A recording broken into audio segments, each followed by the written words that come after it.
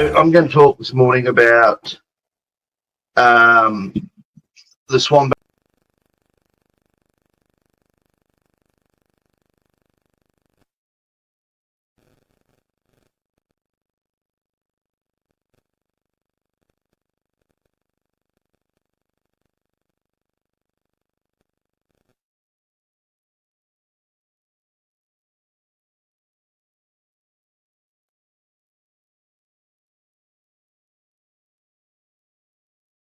Area is covered with things like that. Sorry, I'm just checking, making sure everything's working. Good. So it's quite undercut. So this is an example of a coal mine that had an underground explosion many years ago, but that whole area is undercut, and that's why it's good for a industrial area. So why is this topic interesting, particularly for our international watchers?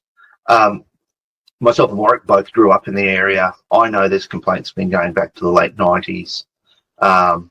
And certainly over time, there's been various investigations here that have changed the Environmental Protection Act, which is our state-based legislation. So anything I have to say here obviously has the benefit of hindsight, but the key thing is there were over 32,000 complaints from mid-2018 through to present, which is a fair few complaints. So back in 1975, the area was looking like this. Old coal mine voids. There's a power station here that was Swanbank A&B, which was a major electricity generating coal-fired power station in Australia.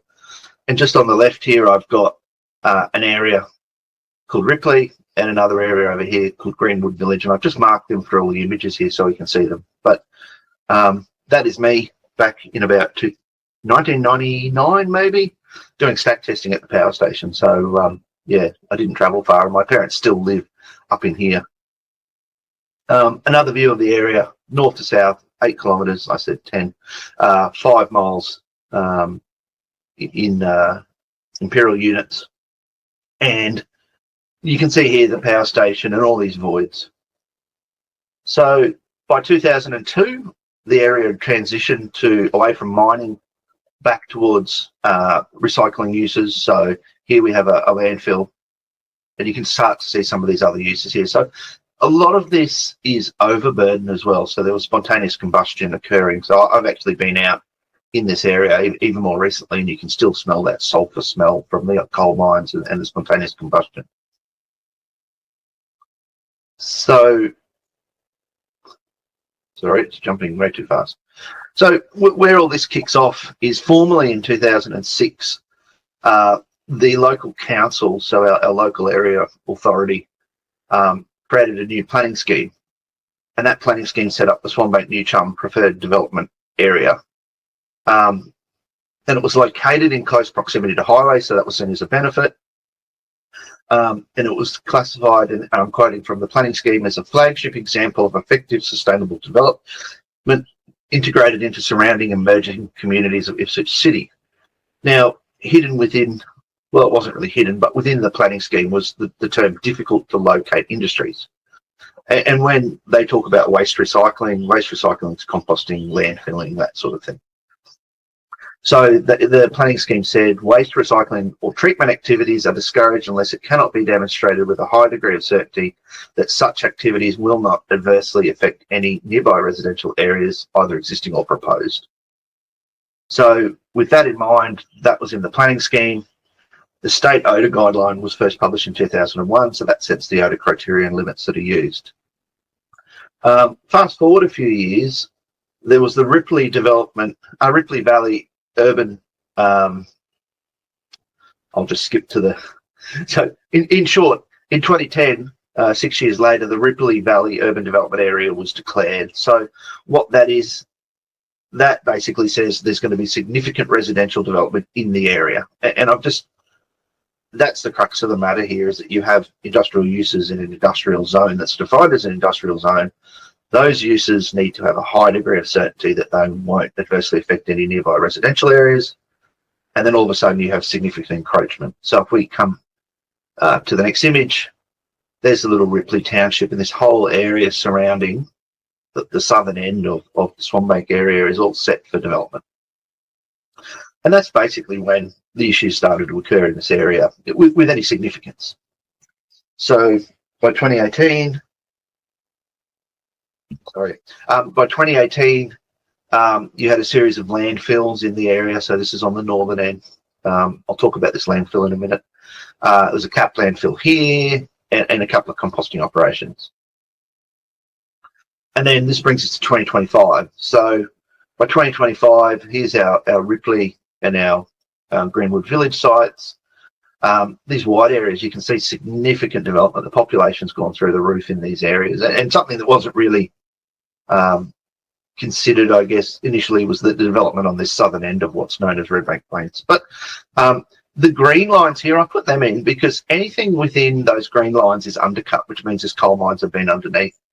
The circles are vents from old coal mines, old ventilation shafts, and the arrows, which may be hard to see, they're drives, so they show where the underground mines have gone and cut in under the ground. So you can see, in terms of land use planning, it does make sense to make use of that area for industrial purposes as opposed to residential. When we talk about this area and why there's been complaints, you know, the predominant sources of complaints have been composting and all landfilling activities, and that's regulated by our state. So the state government regulates that, and they define them as what's called environmentally relevant activities. And they have a series of numbers and limit what can be performed. And this is an example on the left here of one I took the other night out of an environmental authority. So we get to the complaints. What do we know there? So in about 2018, the government set up a task force to look at the odour in the area. We first started doing odour surveys in the area around 2017, and the odour was there. It was readily detectable, certainly in the area immediately around the southern end, predominantly composting odours at that time. By about 2020, 2021, you could go out in the area and it was noticeably less odour. So things were improving over time.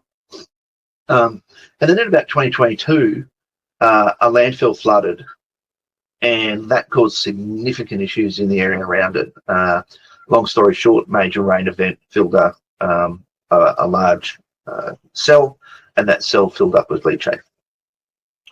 So the key thing is, of course, that you have nearly 33,000 complaints since 2018. This is an example, and I'll just throw this example in here. You have typically easterly and westerly winds in that area. So the Redbank Plains area here, and this is in 2018, when the lower complaints were. Redbank Plains is to the east, and these others are to the west and southwest. So different times of the year the complaints occurred, but effectively, due to the encroachment, the complaints would have been expected, although not to the number that occurred. So this is a heat map in 2023 of the complaints, and the interesting part is obviously that there was a significant number of complaints, and unfortunately I was unable to source the original imagery. But these thumbs ups are places that in our normal travels we have smelt odour randomly, not associated with work. So I was having breakfast down here one morning, I think that's about 6 kilometres away, and I got a lovely waft of compost. Looking at the complaints over time, so left is what we call compost dominated complaints. You can see the complaints on the southern end where you have the landfills and a couple of composters, large scale composters. And 2023 changed the mix. You were still getting complaints to the south, but you can see here where the landfill flooded and the complaints went through the roof. And that's when we got to about 8,000, I think it's 8,000 complaints in a year. That's just an image showing regulatory staff measuring hydrogen sulfide on the edge of this leachate on this pond here. You can see they're aerating. They were pumping out and then actually taking it off to a wastewater treatment plant for treatment. They did have hydrogen sulfide units in and around the community there, which I'll talk about in a minute, and there was a lot of hydrogen sulfide. There weren't any obvious trends at top level in the data. I tried to get updated data so I could dig into it, but there's no rhyme nor reason as to the number of complaints, and I'm sure there is within that, but it's just not evident at top level. So what's been done over time, there's been numerous attempts to litigate, numerous legal arguments as to how things work. A very simplistic example is if the regulator attempts to enforce something, or historically, and the paperwork isn't right, that can be challenged on a technicality. And underpinning all of this is that the environmental authority for the sites don't allow odour impacts at sensitive locations, and those sensitive locations are obviously houses predominantly, and with those houses getting closer and closer to the sites, they're stuck between a rock and a hard place in that they're within an area that's designated for that use, but the separation distances have disappeared. One of the main areas of argument has been which site causes the most odour within that area. And if you spend enough time in there doing odour surveys, you can start to differentiate between the sites, but it is an issue at hand. And a number of the sites have transitional environmental programs which enable them to move to compliance, which I'll talk about in a minute. So it's not as if since 2017 nothing's happened. It's a slow process. So what has been done, there's been interesting stuff done. There was an Odour Busters Odour Task Force which started in 2018 and still going to a certain extent. There was a research report, a critical review, a legal review towards the end, and then there's been monitoring over time. The Odour Abatement Task Force, big on social media, they do community events, field response to complaints, odour observations.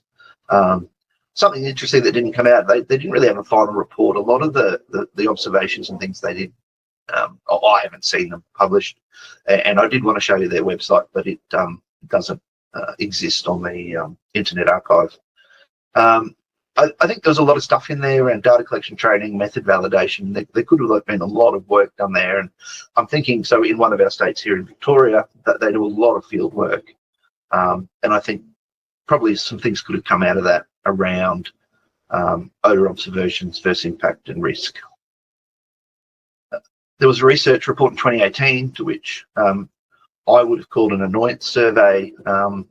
However, it was used questions around nuisance. It was opt-in, so they had 635 people opt in to do it, and then they randomly selected 800 people. And they used the question odour nuisance. How often have you noticed odour nuisance? What is the frequency of nuisance? What is the last time nuisance?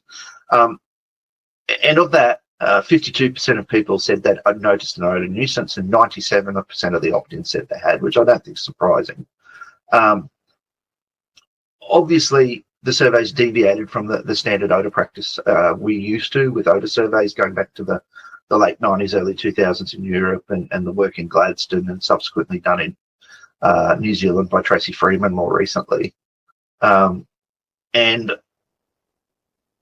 I think it would have been beneficial if this had occurred to ask those few extra questions. And again, you could delve a little bit more information out of that. But the key point of the research report, irrespective of how it was done, was that it proved there was odour issues in the area, which I think was quite evident from the complaints in any case.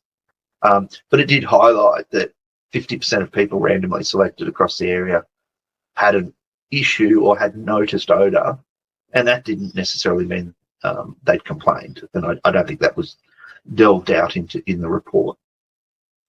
There was a critical evaluation of composting operations and feedstock suitability project in 2019. These reports are all online, so if people want to find them, they're quite easy to find. The first stage looked at odour issues and had 29 recommendations, dealing with odour reception of liquids, avoiding leachate formation, aerating leachate, capping windrows with mature compost or green waste. There was a secondary report into contamination, because contamination of compost is obviously a risk, particularly with PFOS, PFAS in that area. They had 43 recommendations around waste tracking and revisiting legislation. So one of the outcomes or primary outcomes of this work in 2019 was that the recommendation was the DES, which is the regulator, should consider whether there is a need for more stringent regulation or conditioning. And there was a secondary recommendation as to whether DES should consider whether the current outcomes-based approach is appropriate. So with that in mind, in 2022, there was an independent review performed by Judge Jones and Susan Hedge, who's a prominent barrister here. And the scope of the review was to look at the adequacy of existing legislative powers for timely environmental performance and the adequacy of existing legislative powers and penalties for investigating and prosecuting operators. And considering the phase 1 and phase 2 reports before this, as well as the scope for the review, as we shall call it, it would appear there was an assumption that the tools and legislative powers were not sufficient. So the conclusion of the review was interesting in that the review established that to a very significant extent, the Environmental Protection Act already contains adequate powers and penalties to enforce obligations. And importantly, it didn't find any shortcomings or substantial differences when compared to other jurisdictions. And looking at the recommendations in the Arcadis phase 1 and phase 2 reports, there was a presumption that the regulatory powers weren't sufficient at that time. And the review highlighted that, for the most part, they were. There was a couple of things that were added in, linking odour and health, which I'll talk about in a minute. So they wanted to link odour and health because obviously DESI, as our regulator, don't manage health. We have a separate health department for that. The Act didn't define nuisance as serious or material environmental harm. And to put that in context, it was generally understood that if you had odour nuisance, it was harm, but it didn't necessarily fall into that serious category. Oh my goodness, I apologise for that link at the bottom. There was a recommendation to create a new offence of breach of the general environmental duty. There were recommendations to make environmental authorities easier to amend if a site was having issues. And interestingly, they recommended making conditions apply for EA, which is the environmental licence, was cancelled or suspended, and to refine some of the statutory tools, which we won't go into here. Monitoring's been done over time, TO15 monitoring. These are SUMA canisters which have been put out, and for the purposes of the landfill to the north, they did do a lot of hydrogen sulfide monitoring. And of late, there's been some fairly significant movements in the area. 2024, DESTI, as they were then, announced a penalty of over $600,000 against a waste operator. And in the background to this, a number of these operators have been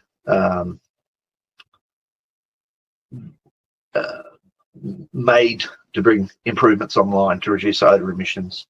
And that's more around in-vessel composting as opposed to outdoor composting.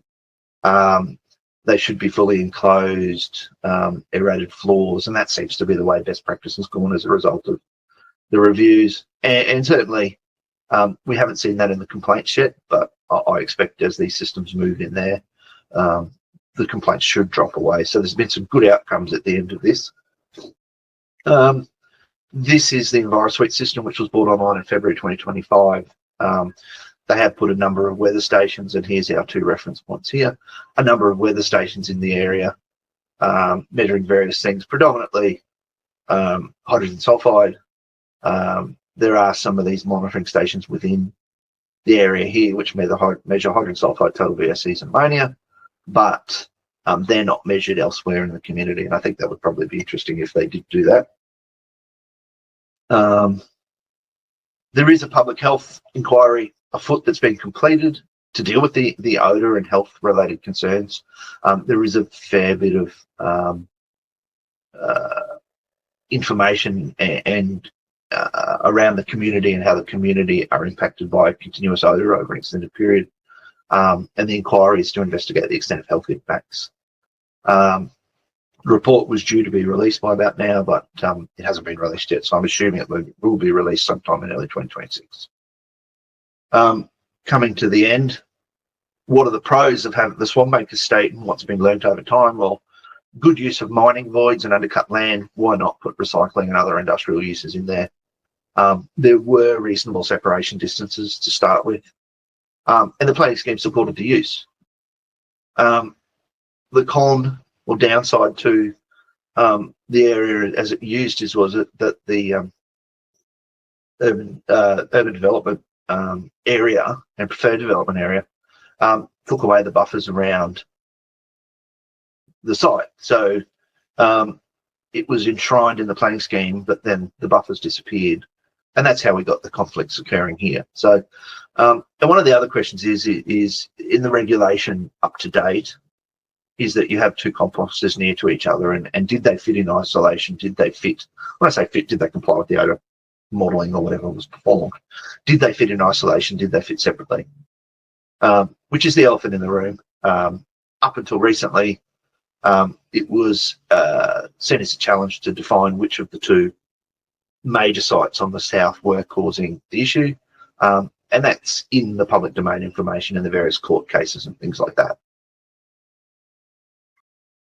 So in conclusion, you have approvals for composters or recycling uses. There are the regulations sitting around them, and then there's a planning scheme that's supported them in the area. So the regulations were found to be okay. And then you have whether or not they're in compliance with the conditions, which talks about nuisance.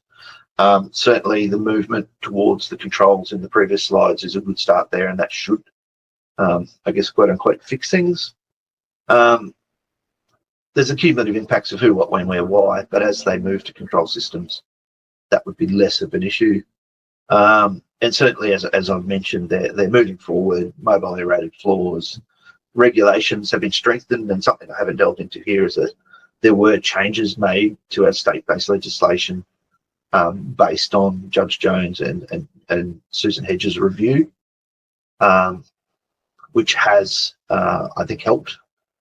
And then just in conclusion, in hindsight, you know, looking at this, thinking back to the late 90s when complaints started to occur with landfilling, was the science and legislation existing from the start? I think a lot of this was, and it's just lagged, and it would be a challenge for a regulatory agency to deal with this within the existing frameworks they have, particularly as this evolves fairly significantly over time.